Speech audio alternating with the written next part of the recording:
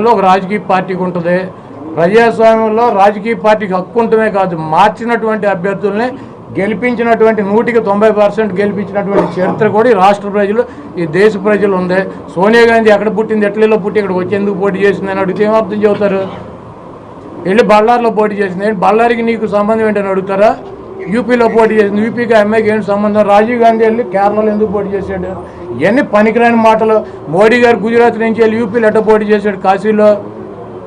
ఇవన్నీ ఉన్నాయి. చంద్రబాబు లాంటి పనికిరాని వెధవ మాట్లాడే మాటలు మీరు పట్టించుకుని అడిగితే ఎందుకు టైం వేస్ట్ కాకపోతే? ఇవన్నీ ప్రతి రాజకీయ పార్టీలోనూ సర్వసాధారణంగా జరిగేటువంటి మార్పులు చేర్పులు. అదేవిధంగా వైఎస్ఆర్ కాంగ్రెస్ పార్టీలో కూడా జరుగుతున్నాయి. దీన్ని పెద్దగా బోధార్థంలో పెట్టి చూపించాలనుకుంటున్నారు. ఇప్పుడు రేపు పవన్ కళ్యాణ్ చంద్రబాబు కలిసి పోటీ చేస్తారు. 7 సీట్లు ఆయన సీట్లు వీళ్ళు తీసుకుంటారు. రేపు ఇంకొక 10 రోజులు అయితే రోడ్డు మీద పడి కొట్టుకుంటారు. అది చూడండి సినిమా. సార్ 21వ తారీఖు షర్మిల కాంగ్రెస్ పార్టీ అధ్యక్షురాలుగా బాధ్యత తీసుకున్నారు. ఇప్పటికే చాలా మంది వైసీపీలో అసమ్మతి నేతలతో కూడా ఆవిడ మాట్లాడుతున్నట్టుగా కూడా ఇప్పుడు కాంగ్రెస్ పార్టీకి 1% ఓటింగ్ ఉన్న పార్టీ.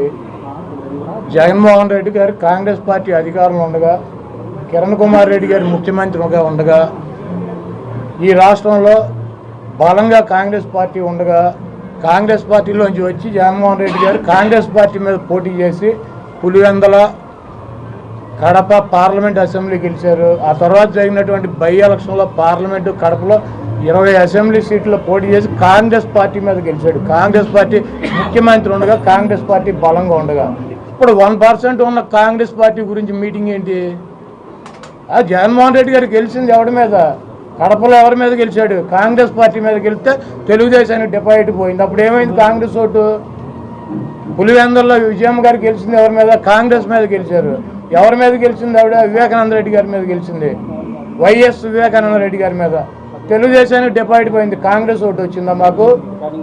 లేకపోతే నెల్లూరు పార్లమెంటు కాంగ్రెస్ పార్టీ అధికారంలో ఉండగా కాంగ్రెస్ మీద గెలిస్తే తెలుగుదేశం డిపాజిట్ పోయింది. కొవ్వూరు, ఇక్కడ రామచంద్రపురం, అదేవిధంగా ఈ పక్కన ఉన్నటువంటి నరసాపురం, ఇవన్నీ డిపాజిట్ తెలుగుదేశానికి పోయినాయి. కాంగ్రెస్ మీద పోటీ చేస్తారు. ఈ రాష్ట్రంలో మొన్న 2014-19 ఎన్నికల్లో జనసేన గెలిచింది నరసాపురం, అక్కడ రాజోలు. 3వ ప్లేస్ ఎవడు? టీడీపీ. నరసాపురంలో 2వ ప్లేస్లోకి జనసేన వస్తే టీడీపీ 3వ ప్లేసు. భీమవరం గాజువాకలో పవన్ కళ్యాణ్ 2వ ప్లేస్కి వస్తే 3వ ప్లేస్